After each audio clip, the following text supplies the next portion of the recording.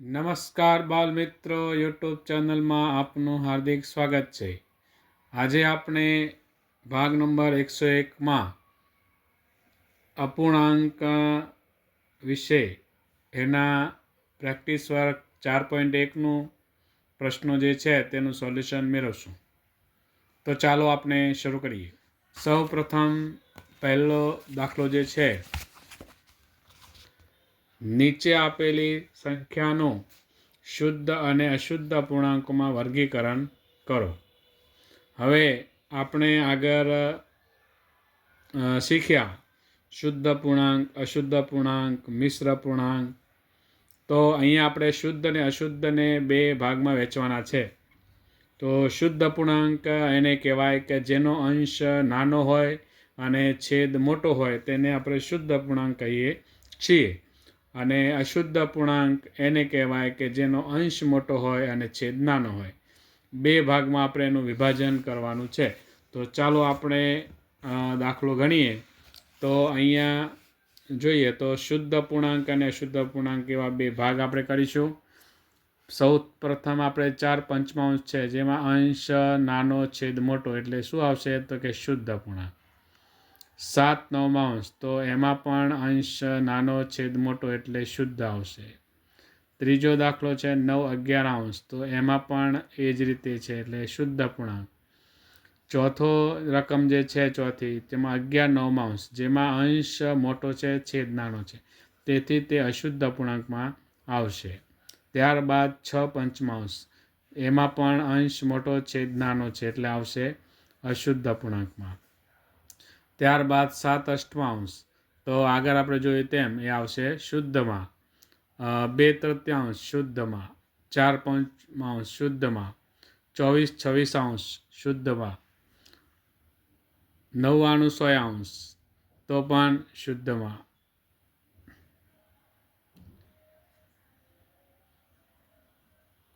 અને 1101/11 તો એ અશુદ્ધમાં આવશે. અહીંયા આપણે 1/99 જે છે તે આમાં આવશે.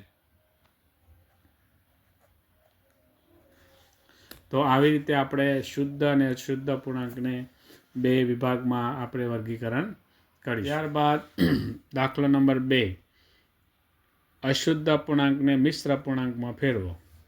હવે આગળ આપણે જોયું તો કે અશુદ્ધ અપૂર્ણાંક હોય એના મિશ્ર અપૂર્ણાંક થાય. કેમ થાય તો કે એનો અંશ મોટો હોય એટલા માટે થાય. એટલે અશુદ્ધ અપૂર્ણાંકમાં તે મિશ્ર અપૂર્ણાંકમાં ફેરવી શકાય, પણ શુદ્ધ અપૂર્ણાંકને મિશ્ર અપૂર્ણાંકમાં ફેરવી શકાય નહીં. તો પહેલો દાખલો આપણે જોઈએ તો 20/3 છે. તો 20/3 આપણે કરીશું.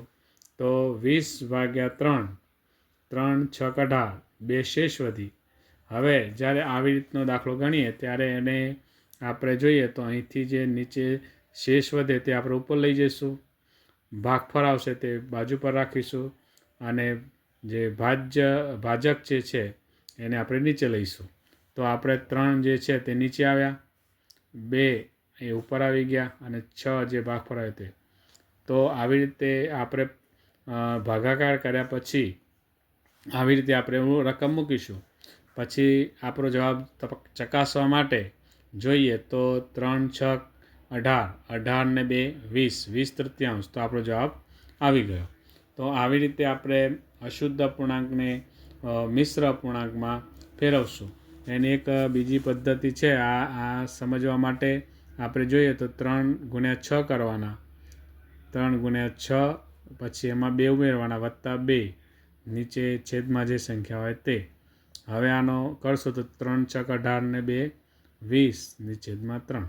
તો આવી રીતે આપણો જે છે પાછા અશુદ્ધ અપૂર્ણાંક આવી જશે. એવી જ રીતે બીજો દાખલો છે 3/2. તો એ જ પદ્ધતિ મુજબ આપણે આમાં કરીશું. 3/2 કરીશું તો આપણે 1 ઉપર જશે, 1 સાઈડમાં આવશે, 2 નીચે આવશે. 1.1/2, 2 × 2 અને 2 ને 1 3, 3/2 આપણો જવાબ આવશે. તેવી જ રીતે ત્રીજો દાખલો છે 99/45. તો 99/45 આપણે કરીશું. 45 × 2 = 90, 9 શેષ વધે. આ જ પદ્ધતિ મુજબ 45 નીચે આવશે, 9 ઉપર જશે, 2 બાજુમાં આવશે, 2.945 એનો જવાબ આવશે. ત્યારબાદ દાખલો નંબર 4 22 ભાગ્યા 10 કરીશું. 10 દુ 20, 2 શેષ વધી. આગળ દાખલા ગણ્યા તેવી જ રીતે આપણે રકમ મૂકી દઈશું. 2.2 10 દુ 20, 20 ને 2 22 થઈ ગયા એટલે આપણો જવાબ આવશે. તો આવી રીતે આપણે અશુદ્ધ અપૂર્ણાંકને મિશ્ર અપૂર્ણાંકમાં ફેરવી શકીએ છીએ. ત્યારબાદ દાખલો નંબર 5 98 તો એને 98 ભાગ્યા 19 કરીશું. 19 પંચા 50, 19 શેષ 3 વધી.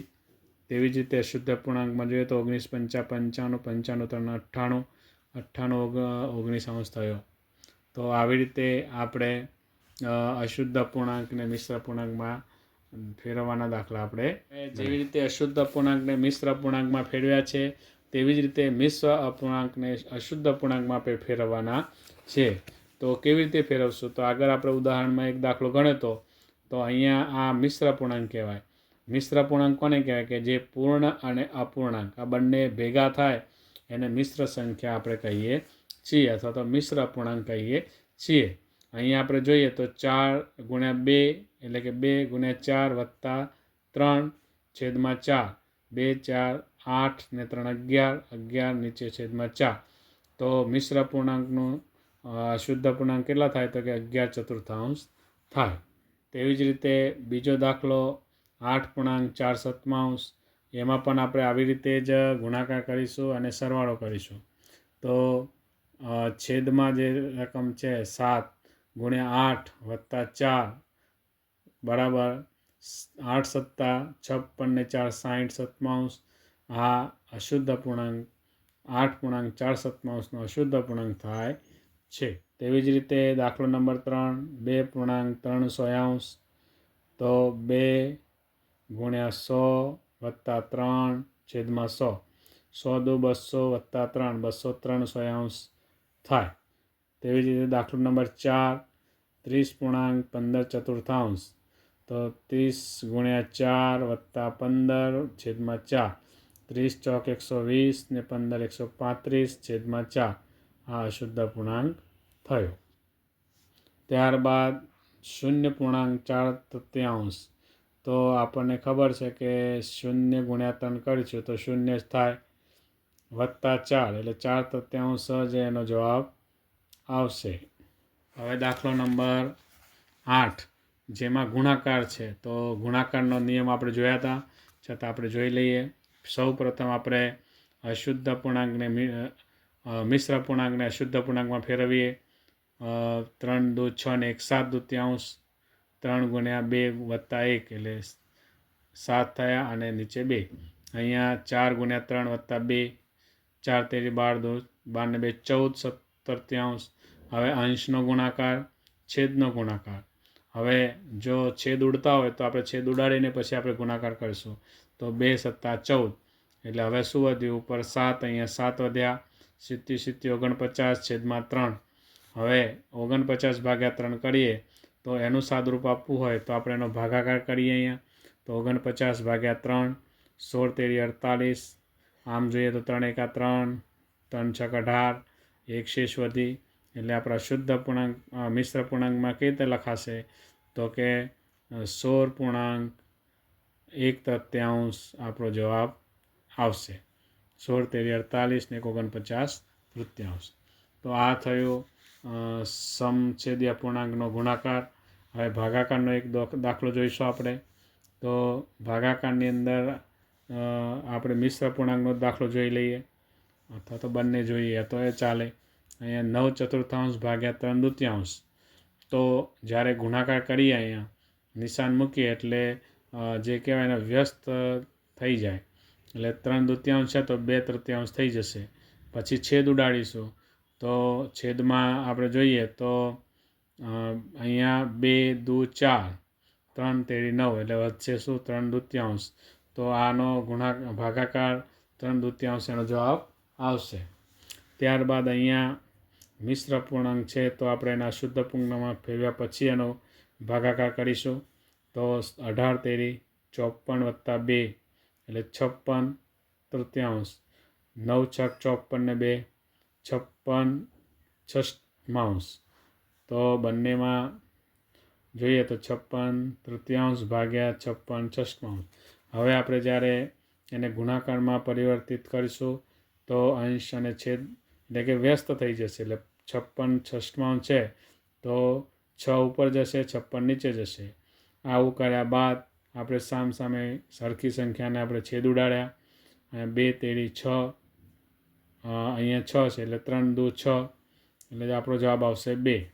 તો આવી રીતે આપણે સમચ્છેદી અપૂર્ણાંકના સરવાળા, બાદબાકી, ગુણાકાર અને ભાગાકાર આપણે મિત્રો આપને ભાગ નંબર 101માં સમચ્છેદી અપૂર્ણાંકના સરવાળા, બાદબાકી, ગુણાકારના ભાગાકારના દાખલા આપણે ગણ્યા.